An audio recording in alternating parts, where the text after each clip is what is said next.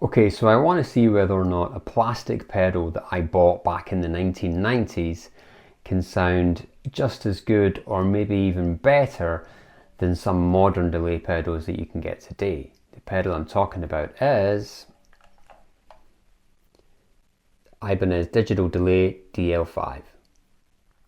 Okay, so this pedal, Digital Delay Ibanez DL5. This is actually the first real pedal I bought back in the 90s from a music store in Edinburgh on Leith Walk called Ricky's Music. I don't think it's still there. It was second hand and I just wanted a pedal. I didn't really know much about pedals at the time when I was playing guitar. I just kind of wanted to start collecting them and exploring some sounds, so a delay pedal seemed a good option to go for. It stopped working a while back and the foot switch stopped working, so I just didn't use it for ages. I didn't want to get rid of it because I held on to it for some nostalgia really, but a few years ago I started to play with this pedal and I kind of squirted some kind of circuit cleaner inside it and it started to work. So I started to look into it because I don't see many of these pedals around and no one really talks about these kind of plastic range pedals from Ibanez. So I did some research. So what I found was that this was a range of pedals which Ibanez released in the 90s, all with these kind of plastic enclosures, and they seem to get called the 5 series. It's a digital delay pedal, yeah, the DL5, and the chip that it uses inside it, rather than kind of a regular kind of delay chip, it actually used an echo generation chip that was designed by Mitsubishi, I think, and that was for use in karaoke machines back in the day in the 90s, okay? So the original echo generation chip which is in this was only really designed to run up to about 100 milliseconds, but this pedal runs up to 400 milliseconds. So what happens then as you turn the delay time up beyond that kind of window of operation that chip wants to set in, you are in effect, you're overclocking it, you're pushing it beyond what it wants to do. So then what the pedal starts to do is it begins to lose fidelity, it begins to have signal loss, and that signal starts to deteriorate.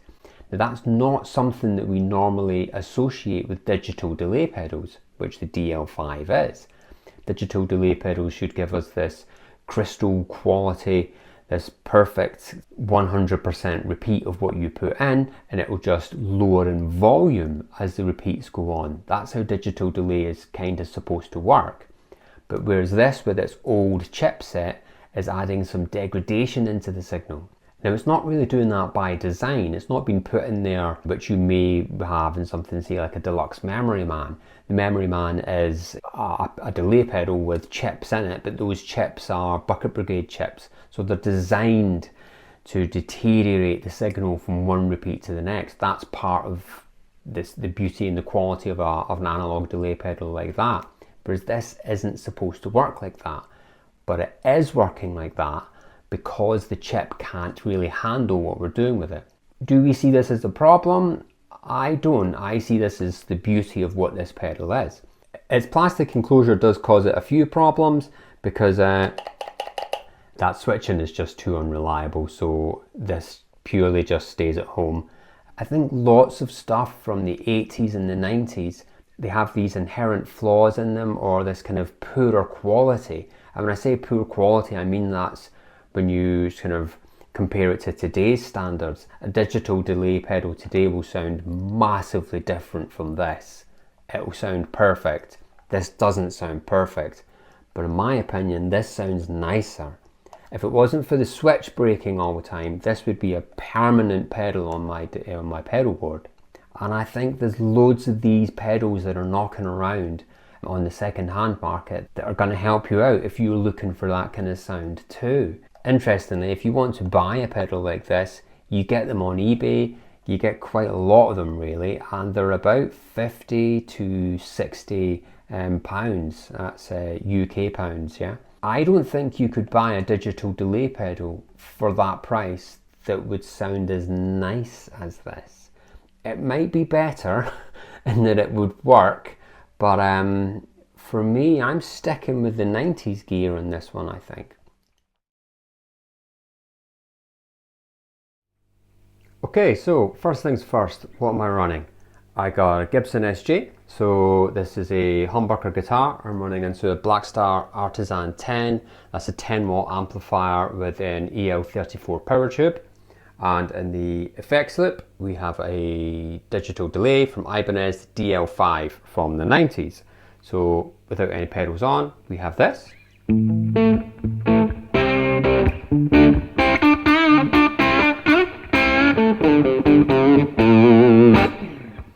So my usual pretty crunchy British bluesy thing going on there, okay? So it has a delay chip which say came from a karaoke machine, an echo generation chip, which was designed to work about 100 milliseconds. This pedal is clocking at about 400 milliseconds, so it's pushing that envelope quite a bit. And when that gets pushed, we get this loss of fidelity, this loss of signal, this kind of loss of quality, because it's operating way beyond what it's designed to do. So although it's a digital delay pedal, we get this kind of warmth and this analogy kind of feel, because it just can't do what you're really asking it to do. So with the delay all the way up, so this is at 400 milliseconds.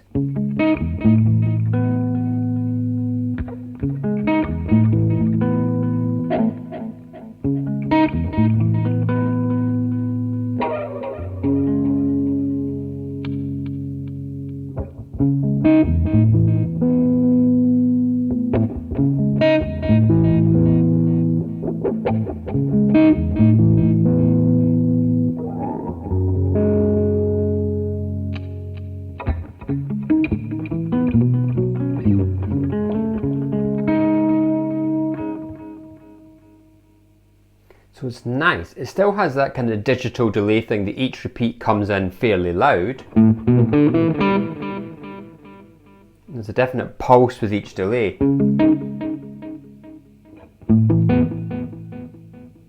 So it's not really going to give you that ambient wash that you would get from from an analog delay pedal.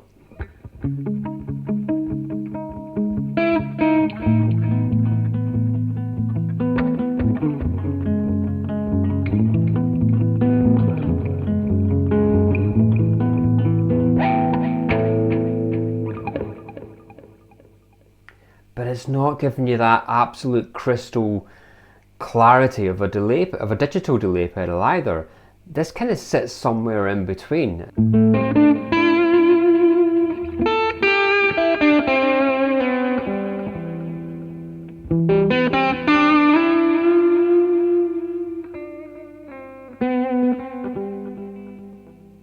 And if we put a darker signal into it, so if I go onto my neck pickup with the tone rolled off, I'm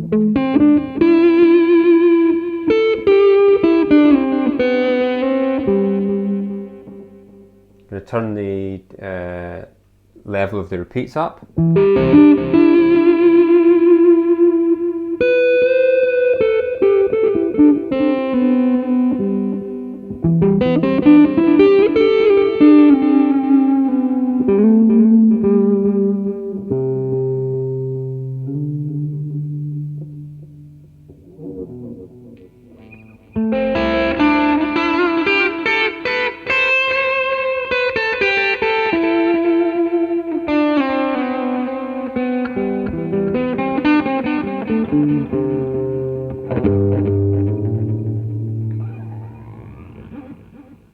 So I found digital delay tends to be quite boring sometimes and seem to be just very functional, and we tend to use them just to do that slap back thing. I've never really got on with that. I find that if a guitar signal gets delayed too quickly, if I pop this back to quite a quick delay, so this is going to be quite bright because this is putting the chip back into its place where it's happy in that 100 or under milliseconds.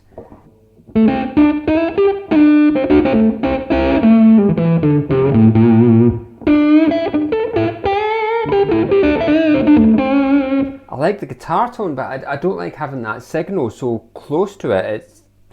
It almost sounds like it's doubled. I've never really got on with it. I don't particularly like it. I think delay is more of an ambient thing or more of a rhythmic thing.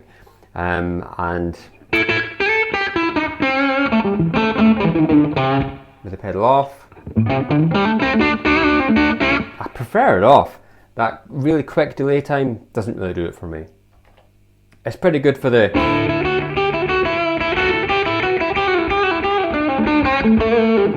But that's about it. So what I'm going to do now is I'm going to increase the delay time and put it back into that sort of area where it's operating way outside what it was designed to do. Say it was a 100 millisecond chip is what it's designed to do, and Ibanez have got this thing clocking at about 400 milliseconds. So we're going to go from... I'll increase it to about halfway.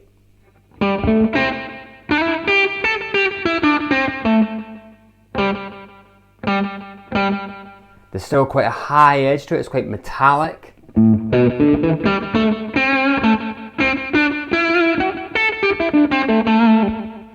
So if I take the delay time all the way up, this is pushing it up to about that 400 milliseconds range.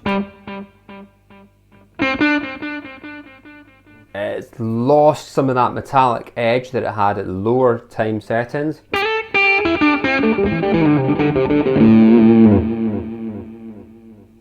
It's also lost quite a lot of that kind of pulsing as it comes in that delay pedals, digital delay pedals do.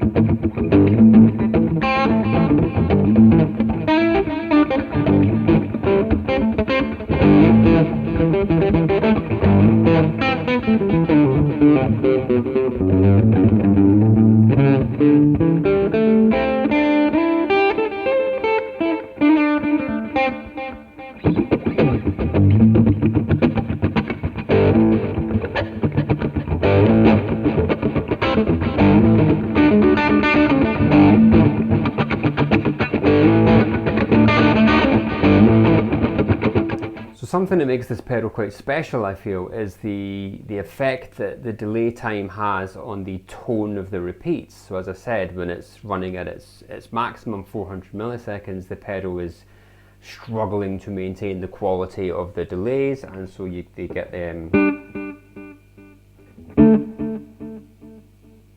bit darker. As I have this thing sitting in the effects loop, it means that it's not impacting the front end of my amplifier. It's a tube amplifier, so if I hit the, turn the pedal off, if I hit the front of the amp hard, then it's going to crunch up a bit. As opposed to soft.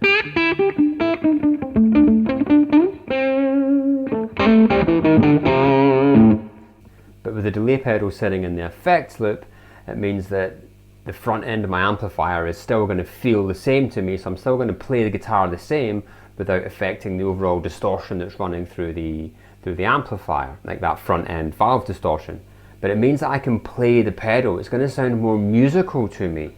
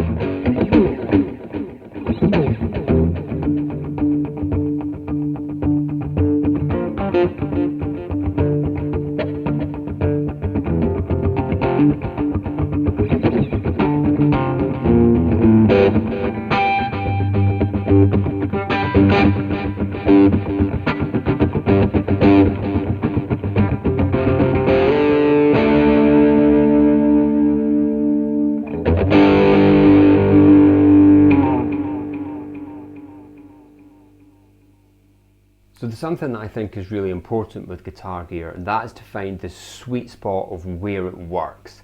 I think all gear has like an envelope or an area where it's going to operate and sound brilliant in, and if you can find that, the amplifier, the gear you're using is going to be responsive to what you're doing to it. I think tube amplifiers lend themselves to that just naturally, and overdrive pedals also have an area where they start to interact with the amplifier and make it work. Modulation pedals tend not to have that, but I think delay pedals do. They have an area where they just start to work. Older style delay pedals, maybe analog delay pedals, or I think a delay pedal from 80s, 90s is probably going to do the same thing, because it's using those chips which are not actually fantastic, so they're starting to kind of break apart at particular delay times and when you ask them to do particular things. And if we can experiment with that, then we can find a really nice place to play them and where they sound that they kind of want to be. So let's try and find that. I'm going to keep that delay time at the maximum because that's giving me the most signal degradation and the most fidelity loss. I'm going to bring the repeats back a little bit. I think they're just running a bit too much.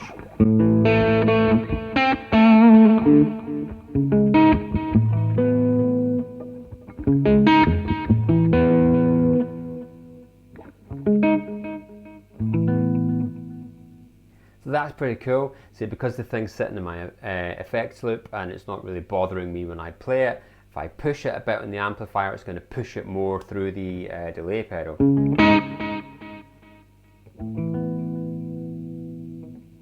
Whereas if I'm softer, then it's going to not repeat as much, or it's not going to get in the way as much.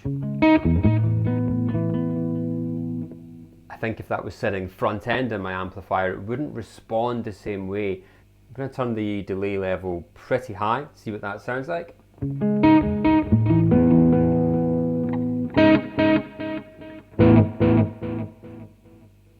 So that delayed signal is actually higher than my initial signal going in.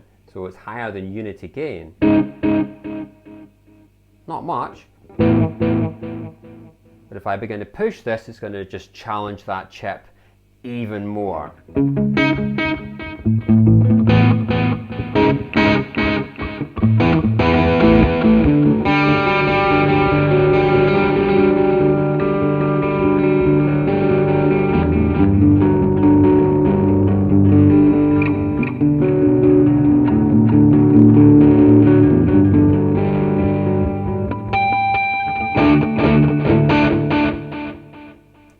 Too high there. I think that's kind of a bit too intrusive, a bit too much in the way. So let's try taking the delays down.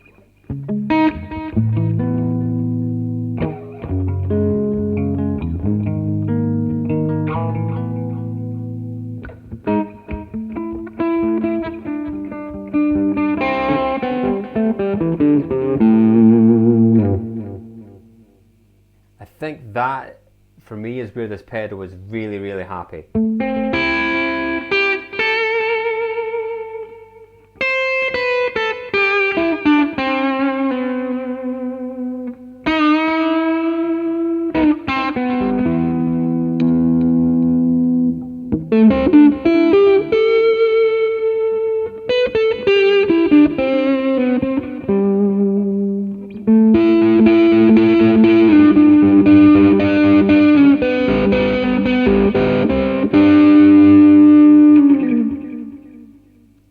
Especially for those darker tones. So I think if you're playing with a guitar that has a bit of a darker sound to it, or if you've got a bit of a darker kind of thing going on, then I think a pedal like this is really going to make you quite happy.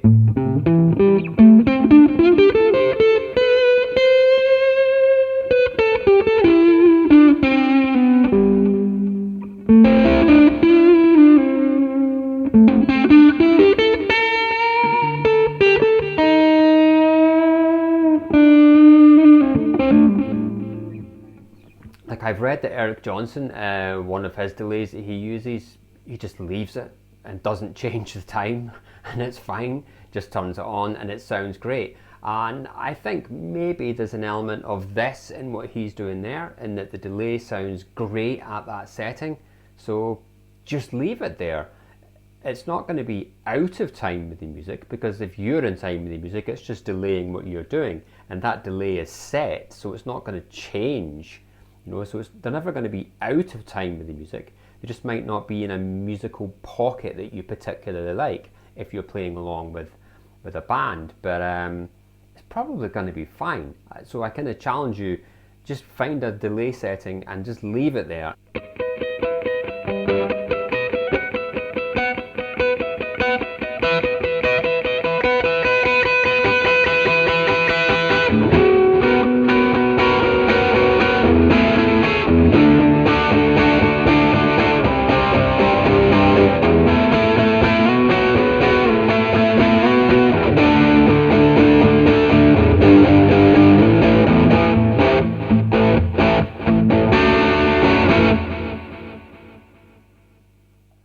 think more what this video is perhaps an invitation really to get you to think about some older bits of kit which are no longer really used, that no one's kind of talking about, but are from a time, so maybe 1980s or the 1990s, where stuff was just made a little bit differently. And if you're looking for something with some character, something which has a bit of that Ghost in the Machine vibe about it, then delay pedals from the 80s and the 90s are really going to have that, particularly digital delay pedals, because they're really going to sit in that in between digital and analog. It's not a fully analog pedal, it's not adding any modulation, it's not giving me that super ambient vibe, but it's not giving me that digital delay, just immediate slap back or that crystal quality sound to it. This is somewhere in between, because that's actually what it is. It's not a modeling pedal, it's not been designed to sound like that. It just does sound like that, because that's how it's built. A lot of modern gear today, especially modeling gear, is designed at trying to get you that organic feel to your music with sag and compression, or with that little lo-fi breakup, and doesn't always get there, or if it does get there, it's definitely not cheap. Whereas things like this from the 90s, they already have that organic lo-fi musical feel to them, and that's not by design, that's just because that's how it is. This is not an expensive pedal, and there are many other pedals out there that are like this. So yeah, I would invite you to kind of revisit the second-hand market. Have a look at things from the 1980s, the 1990s. It doesn't always have to be the big brand stuff. You can have a look at something that flies under the radar, do a little bit of research into it, think that might be pretty good, it's worth taking a punt on, and buy it and see what it's like. This stuff is cheaper than modern stuff, and modern budget stuff, or stuff in this price range, I don't think sound as good as this. They're going to operate better than this, and the foot switch is probably going to work, but from a sound point of view, I don't think that they're better. Hey, does anybody else out there have some of these Ibanez Soundtanks? What do you think of them? Does your foot switch still work? Also, what do you think about 80s or 90s gear? Is it still worth buying today? Is it better than some of the stuff that's out there today? So yeah, let me know. Usual social media stuff, give me a like, give me a subscribe, and I'll see you soon.